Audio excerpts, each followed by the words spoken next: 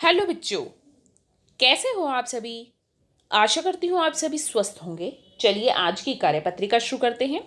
ये है हमारी कार्यपत्रिका संख्या 48 जो SCERT द्वारा दी गई है और कक्षा 5 के लिए है। यहाँ साथ में आप अपना सेक्शन लिखिए A, B या C, जो भी आपका सेक्शन है।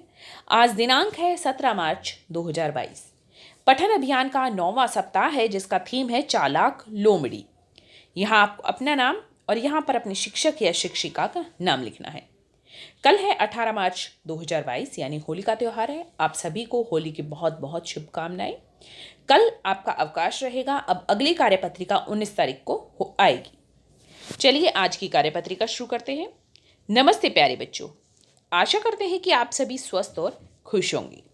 प्यारे बच्चों, हमें बिना सोचे समझे कोई कार्य नहीं करना चाहिए। आइए इस बात को अच्छे से समझने के लिए हम एक बकरी की कहानी पढ़ते हैं। देखिए क्या है बकरी की कहानी, चलिए पढ़ लेते हैं। एक बार एक लोमड़ी रात को जंगल में घूम रही थी कि अचानक वह एक कुएं में जा गिरी। उसे समझ नहीं आ रहा था कि वह क्या करे। तभी एक बकरी कुएं के पास से गुजरी। उसने लोमड़ी को देखा और कहा, तुम कुएं में क्या कर रही हो? तो लोमड़ी ने कहा, मैं यहाँ पानी पीने आई हूँ और यह पानी आज तक का सबसे स्वादिष्ट पानी है। आओ तुम भी पी लो। बकरी ने बिना सोचे समझे ही कुएं में छलांग लगा दी। थोड़ी देर में बकरी को समझ में आया कि वह वहां फंस चुकी है। लोमड़ी ने कहा कि मैं तुम्हारे ऊपर चढ़कर बाहर निकल जाती हूँ और किसी को मदद के लिए ले आऊंगी। बेचारी भोली बकरी ने लोमड़ी की चाल नहीं समझी और बिना सोचे समझे ही हाँ कर दी। अब लोमड़ी बाहर निकलते ही बकरी को बोली, अगर तुम इतना ही समझदार होती तो कभी बिना सोचे समझे कुएं में नहीं आती और ऐसे नहीं फंसती। लोमड़ी यह बोलकर वहां से चली गई और बकरी सोचती ही रह गई। तो देखा आपने, बेचारी बकरी कितनी भोली भाली थी, लेकिन उसने बिना सोचे समझे क्या किया, वह लोमड़ी की बातों में आ गई और कुएं में छलांग लगा दी। तो हमें कभी भी कोई भी काम बिना सोचे समझे नहीं करना चाहिए। कोई काम करने से पहले हमें अवश्य सोचना चाहिए उस काम के बारे में कि हम क्यों कर रहे हैं या क्या ये कार्य करना जरूरी है या किस प्रकार से कार्य करना चाहिए।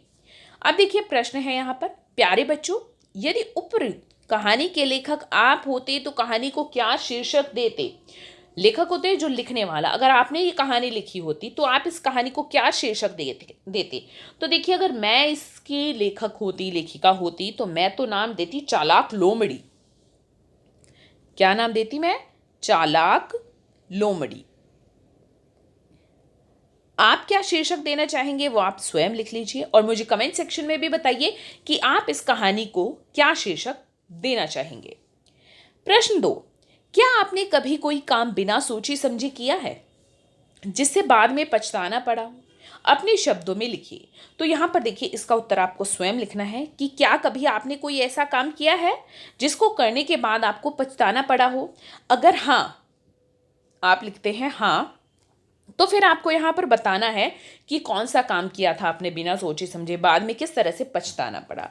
और अगर आप लिखते हो नहीं, मैंने ऐसा कोई कार्य नहीं किया, तो आपका उत्तर यहीं पर समाप्त हो जाता है। अगर आपने कभी कोई काम इस तरह से किया है बिना सोचे समझे, तो आपको इस तरह से हाँ करके पूरे उसके बारे में बताना है। और अगर आपने कभी कोई कार्य ऐसा नहीं किया तो नहीं करके इसका उत्तर खत्म हो जाएगा।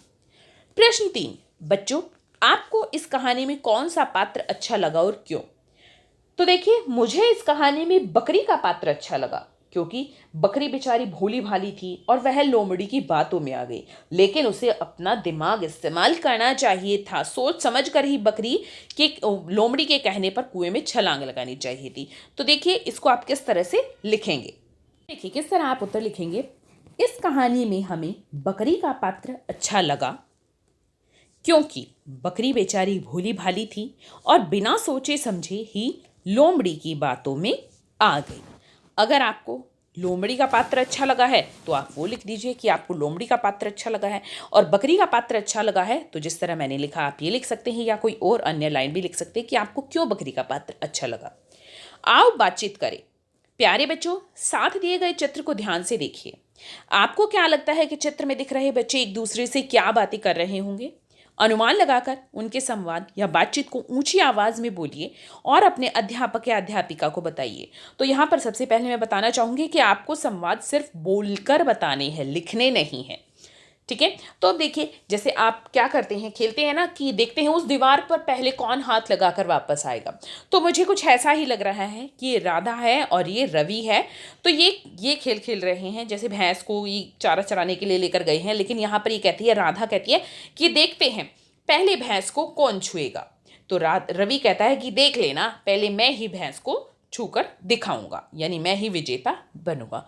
आप अनुमान लगाकर कोई और संवाद या बातचीत इनकी सोच पा रहे हैं तो आप वो भी बोलकर बता सकते हैं अपने अध्यापक या अध्यापिका को। अभिभावकों के लिए सुझाव है, बच्चों को समझाइए कि हमें हमेशा सोच समझकर मीठी वाणी बोलनी चाहिए। आज का कोविड का मैसेज है कि हमें हमेशा हाथों को साबुन और पानी से नियमित रूप से धोना चाहिए, तभी हम कोविड से सुरक्षित रह सकते हैं। आज की ये वर्कशीट यहीं पर खत्म होती है।